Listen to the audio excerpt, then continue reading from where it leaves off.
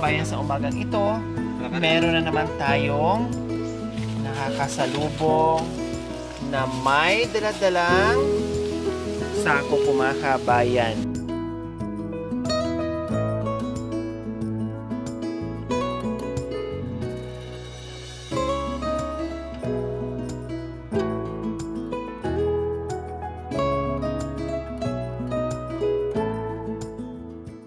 Ito, hello! Hello po. Saan galing? Sa ano po, sa taniman namin po. Ano po ang laman ng sako nyo? Gabi po. Wow! Saan banda yung taniman nyo, ate? Doon pa po sa ano dulo po. O, dito muna. Pwede ba ilapag nyo muna dyan yung dala nyo at mag-usap tayo? Pintuhan muna tayo? Opo. Pwede po. Ay, Diyos ko mga kabayan.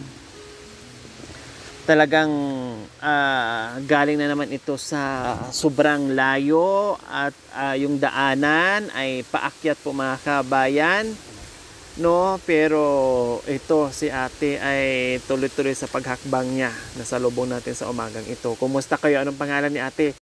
Gina po. Gina, ilang taon na si ate Gina? 34 na po. 34 years old na kayo. Ilan ang anak? 5 po. 5. Ilang taon na yung panganay? 9 years old na po. Ang bunso? 2 years old na po. Sino nag-alaga ngayon? Yung pong kapatid kong Pipi. Ang nag-aalaga? Opo. Nasaan yung mister mo? Nasa Tarlac po. Nung umuwi po sa kanila kasi may karamdaman po yung tatay niya. Anong ginagawa niya doon? Nagbabantay sa tatay niya? Kahapon pa po umalis po. Bumisita lang, Opo. kumbaga. Pero anong trabaho niya? Wala po, nag-uuling.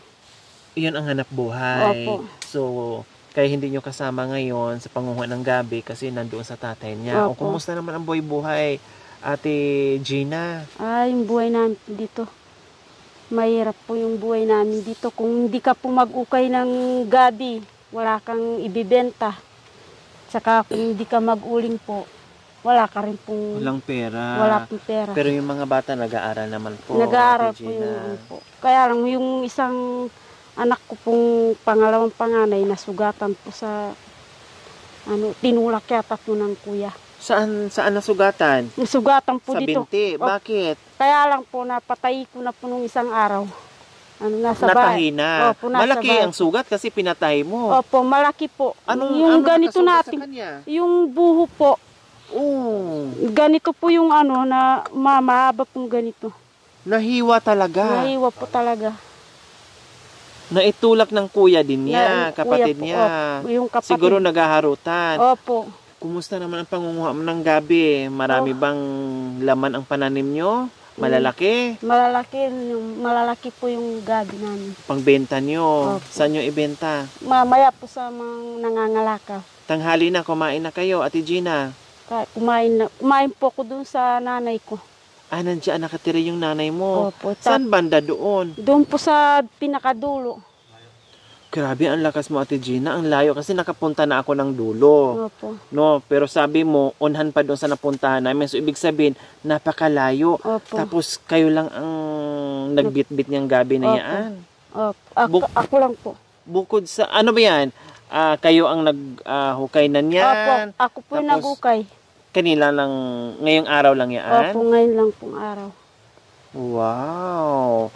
Sipag mo naman talaga, ate Gina. Magkano naman binta mo dyan sa isang sako? Sabi nila, tig 20 po ngayon. 20 isang kilo. Opo. O tansya nyo, mga ilang kilo kaya yan? Ewan ko po, hindi na. Anong bibilhin mo niyan? Mga, Pag naibenta mo? yung bibilin ko po dito, tinapay ng mga bata. Kasi umiiyak ng tinapay yung bata. Nanghihingi sila. Opo, yung may sugat. Kaya pumaaga po kung pumunta dito sa Wow. Kumbaga bumaba ka lang, wala kang maibigay na tinapay doon sa anak mo. Opo. Bumaba ka, naghukay ng ubi, at ibenta mo dahil iniiyakan ka ng anak mo na gustong kumain ng tinapay. Opo. Wow, Diyos ko po mga kabayan.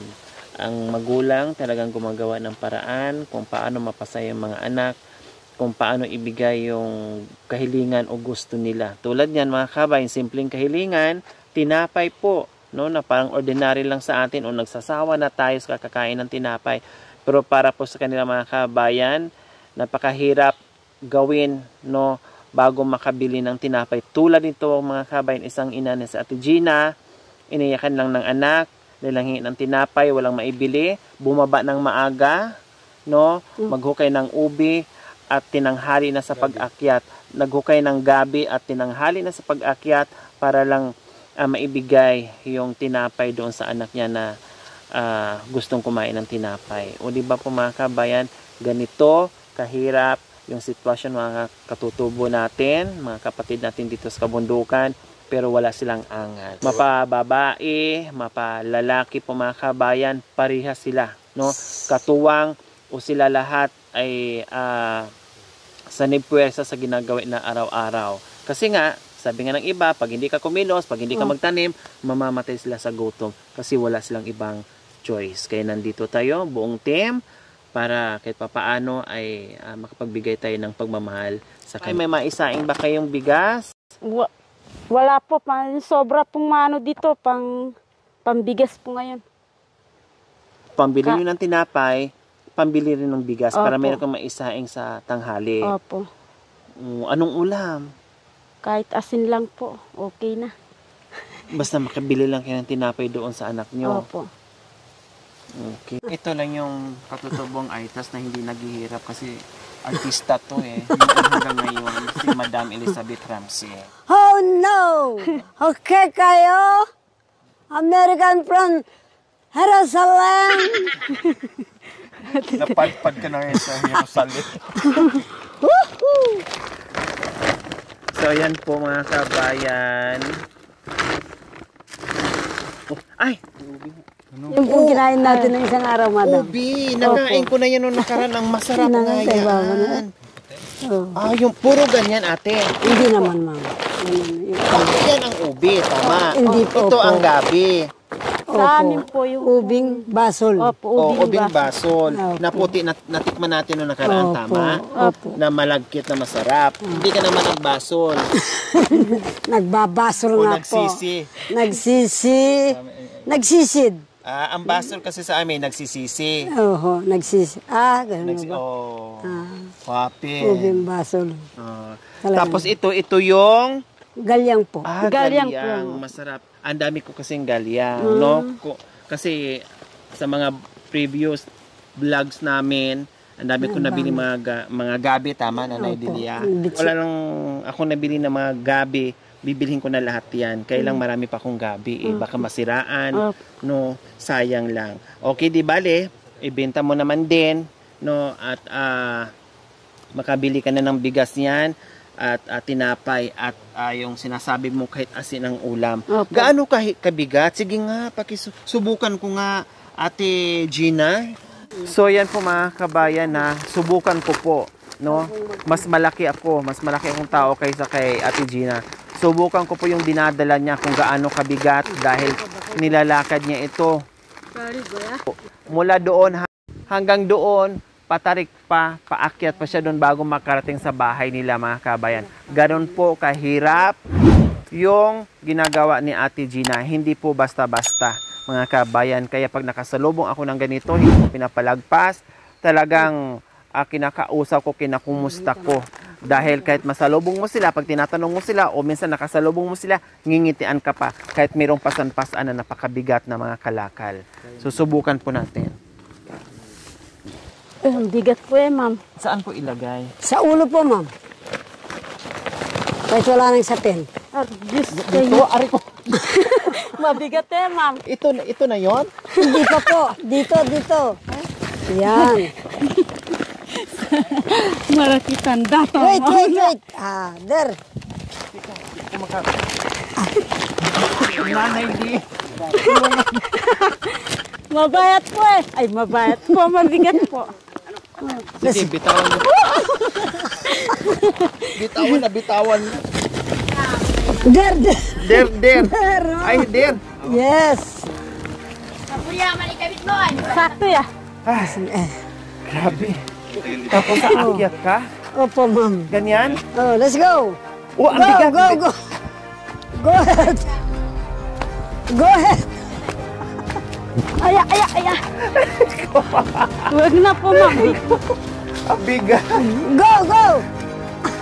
Pwede bang dito sa liig?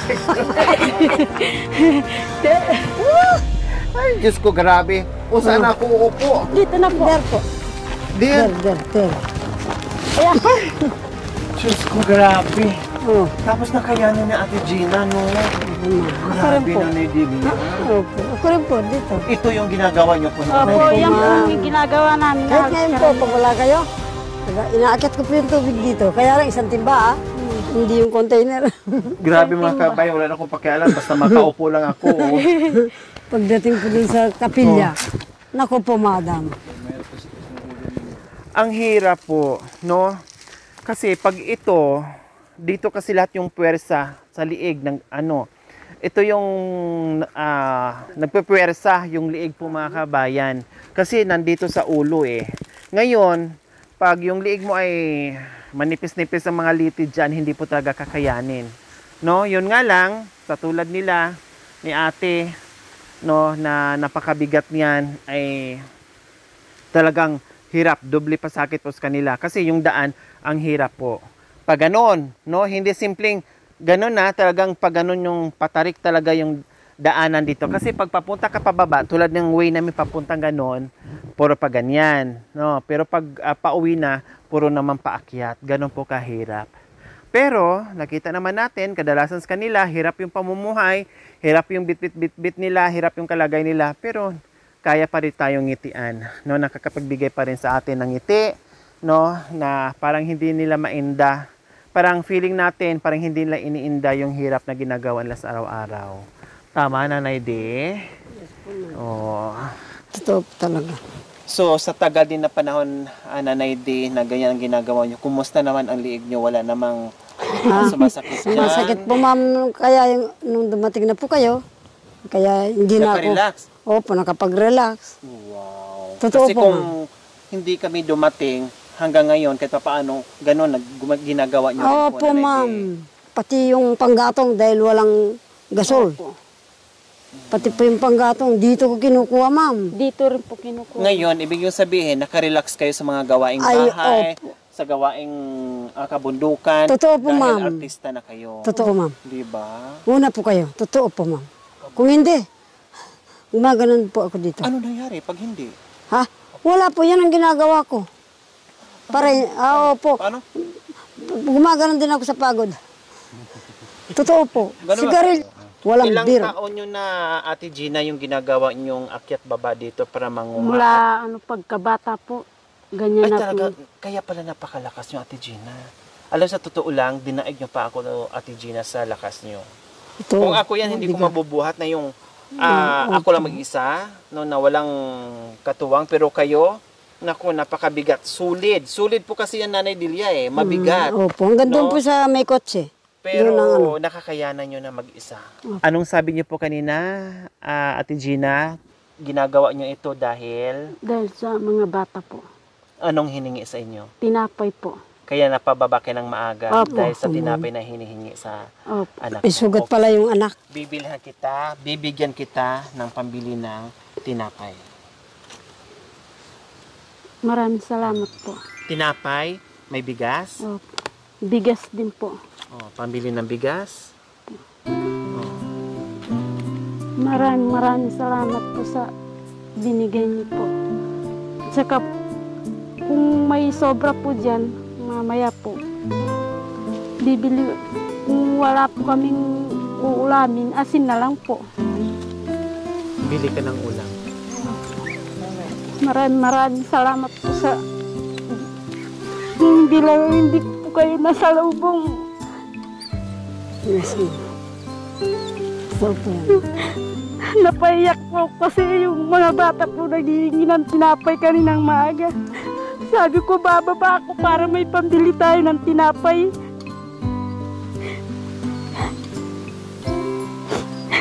Bili ka ng... Kaya sa awa ng Diyos, kayo po yung nasa lubong ko ngayon. Sabi ko, uwi na ako po.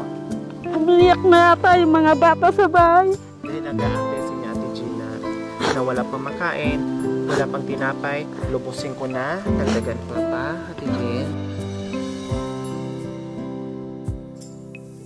Maraming salamat po, madam.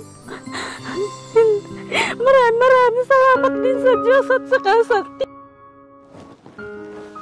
Walang ano mga Ate Gina, alam namin yung hirap, yung pagod, no, hindi mo iniinda alang-alang sa mga bata.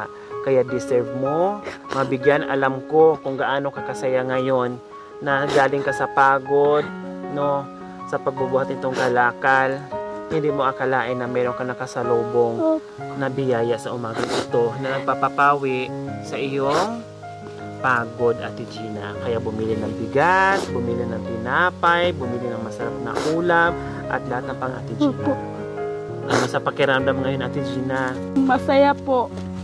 At masaya kasi po hindi ko akalain na may tao akong masasalubong. Kasi kanina po sabi ko sa God, sabi ko sana God, sabi ko po ngayon maagang ito alis ako, sana may swerte akong darating. Nagdasal po kasi ako kaninang maaga, hindi ko naman po akalain na kayo po pala yung makasalubong ko po. Tama. Kaya maraming salamat po sa Ang bait ni God, no? Opo. Oh, dahil napakabuti mong magulang, napakabuti mong nanay, nagsakripisyo ka sa mga anak mo, yung dasal mo, binigay ka agad. Hindi ka pa nakauwi ng bahay, sumalubong na sa iyo yung biyaya, Ate Gina. Opo. Hindi ko akalain na kayo po pala yung bigay ni God sa akin kasi kagabi po nagdarasal po ko, sabi ng mga bata, bigyan ako ng pera. Wala akong pera. Sabi ko, bukas mag-ukay ako ng gabi para may pera tayo. Diba po mga kabayan, no? Feeling natin, akala natin, parang hindi sila natatablan ng problema, sanay na sila sa buhay ng mahirap, no? Tawa-tawa lang sila, pero pag meron tayong ibigay na surprise, talagang kinukulot yung puso nila, na-appreciate nila ng sobra yung mga pagmamahal natin na pinadama natin sa mga katutubong aitas na mga kapatid natin dito sa kabundukan. Kaya maraming salamat po. Ganon talaga ang buhay, Ate Gina, no? Laban lang, no? Kailangan natin maging masipag, lumaban sa buhay, lumaban sa hamon. Ang importante kahit ganito kahirap yung buhay, na wala tayong sakit, pati yung mga bata makapaghanap buhay, Ate Gina. Okay? So, ayan po mga kabayan. Maraming salamat po, Ma'am Nita Insert Left, sa inyong ganito ang puso. Nawa ipagpalain po tayo ng Panginoong Diyos sa araw-araw. Nawa ibigyan po tayo ng kalakasan ng katawan sa araw-araw. Nawa ibigyan po tayo ng mahabang buhay. Pang sa ganon, marami pa tayong matulungan na gaya nila. Ma'am Nita Insert Left, maraming salamat po sa biyayang binigay niyo po sa akin sa araw na ito. Malaking tulong po sa akin at saka sa mga anak ko po na nabigyan po ko ng biyaya. Maraming salamat po sa inyo. Sana hindi po kayo magkakasakit at bigyan po kayo ng maraming blessing at buhay na mahaba. Salamat, Ate Jean. Opo. Maraming salamat po sa bigay niyo. Mensahe niyo po kay Ate Gina na dating nyo naranasan, ngayon ay nakikita nyo. Anong mensahe niyo po sa kanya? Ang mga mensahe ko po, totoo po yan, madam. Sana anak ko, laban lang tayo sa buhay. Tingnan mo, hindi ko rin akalain na pupuntaan ako. Akala ko mga apo ng Dizon o mga apo ng Rivera. Kaya nagtaka ako habang nagsasampay ako. Sandali lang anak, nagsasampay ako. Yun ang sinabi ko. Hindi ko akalain na ganun. Iniisip ko, maraming salamat ang paglaban ko sa ganitong buhay. Okay ka? Come on everybody! Laban! Bawi! Ho! Ho! Oh, laban! Oh, laban! Bawi! Oh! Babay po. Babay po sa inyo. Yung pera, itago niyo. Opo. Itago niyo.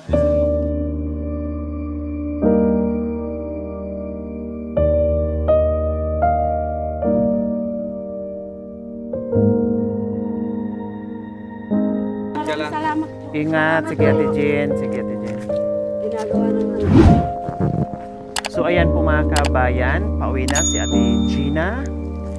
Ganyan po yung kanyang pamumuhay dito, no? para sa kanyang pamilya. Bye, Ate Jean! Ingat kayo! Thank you for watching. Don't forget to like, share, and subscribe. Hey there. Subscribe to my channel.